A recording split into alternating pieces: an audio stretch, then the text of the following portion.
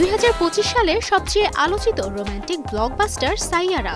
শুরু থেকেই এই সিনেমা ঘিরে দর্শকের আগ্রহও ছিল আকাশ ছোঁয়া। मैं अप्रिशिएट करूंगी अगर आप गाली ना दें। I am not comfortable. তবে সবার নজর কেড়েছে আহান পান্ডে আর আনিক পাড্ডার অন স্ক্রিন কেমিস্ট্রি। সিনেমায় তাদের রোম্যান্স এতটাই প্রাণবন্ত ছিল যে দর্শকরা ভেবেই নিয়েছেন যে পর্দার প্রেম গড়িয়েছে বাস্তব জীবনেও। বাদ যায়নি করণ জোহরও।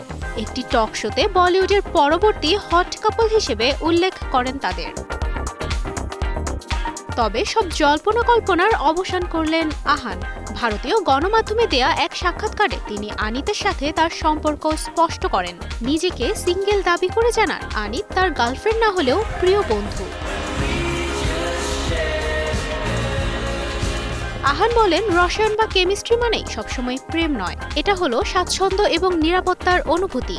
আমরা একে অপরের জন্য সেই অনুভূতিটাই তৈরি করেছি।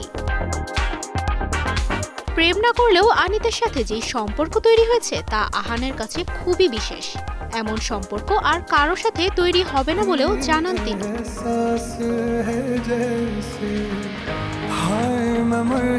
সাইয়ারার গল্পে এখনো বুঁদ হয়ে আছে দর্শক, যা সম্ভব হয়েছে এই দুই তরুণ তারকার জাদুকরী কেমিস্ট্রির কারণেই। তুবাইশি বুশরা, স্টার নিউজ।